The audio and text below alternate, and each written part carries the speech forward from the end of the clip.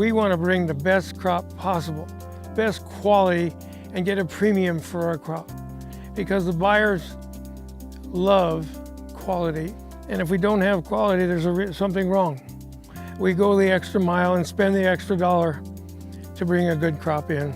You know, when you can look at your grade sheet at the end of the year and you look and you compare it to, you know, what the industry average is, you know, when you've got worm damage under 1%, and you know, guys in different parts of the states are struggling with worm damage at 5%, you know, and it really does, it makes you feel like you actually did your job, you know, and you didn't do it by excessively applying anything or taking a shortcut or just dumb luck. I mean, it was the pest management, it was the planning.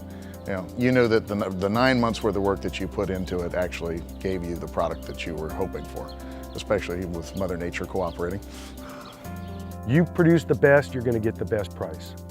And you'll have a market available to you at that price that you desire.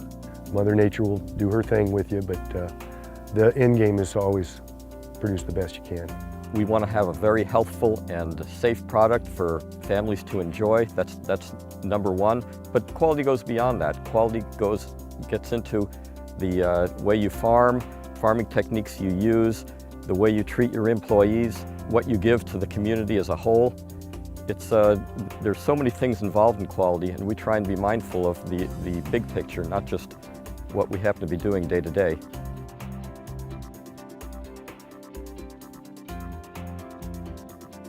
I think you can tie the common thread of do more with less through sustainability, and we're in this for a long time and the long haul, and really less inputs, less water, less fertilizer, and trying to obtain the same results. But do more with less really focuses on less waste. Be responsible with the ground that we have to take care of. I mean, we are here for the long term. And it's our responsibility to take care of what we have. It doesn't do any of us any good to shortcut it.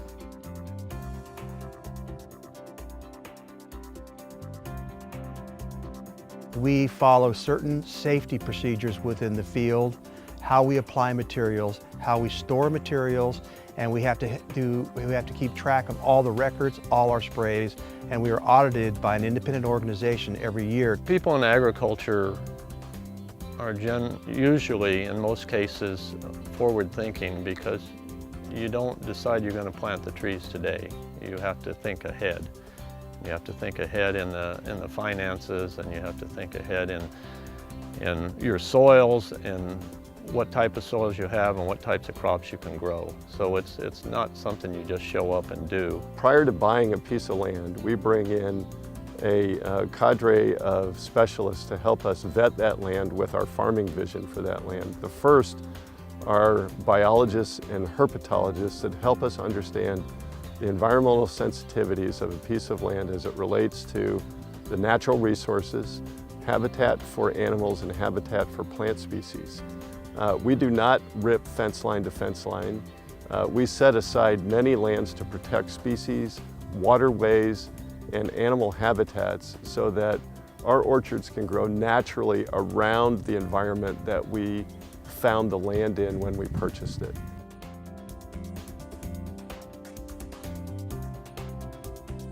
One of the ways we conserve water is with micro sprinklers. Each tree has its own sprinkler, and it delivers a pressure compensated amount of water to each tree.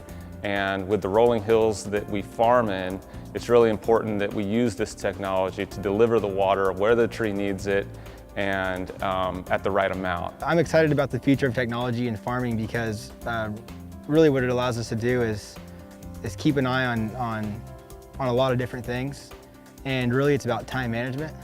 So having technology available gives us more time to do other things that are equally as important, such as like advocating agriculture and things of those nature. Our customers expect environmental stewardship of the highest level. We deliver on that first through air quality. We compost instead of burning because of dust control.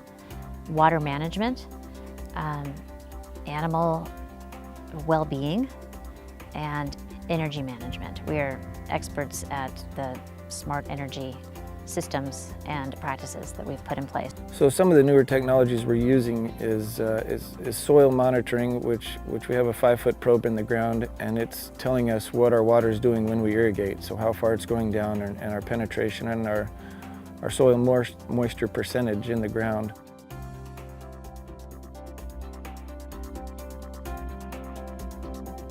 It's every man's dream, every farmer's dream if you get your son involved. I have it all. I got my grandson too. And they're both excellent farmers. I could see that from the get-go, that I have no problem trying to teach them what I knew. So I let them have their head, and they move and they go and they make it happen, and I realize there's a lot I have to learn. I'm still learning from them. I like working with my father-in-law and brother-in-law because it's a pretty special experience to be working with family and doing something that you love. Very fortunate to be able to lean on my grandfather for the last 12 years. He's a wealth of knowledge, and you can sit down and ask him questions all day, and I'd be fortunate to know 10% of what he knows right now.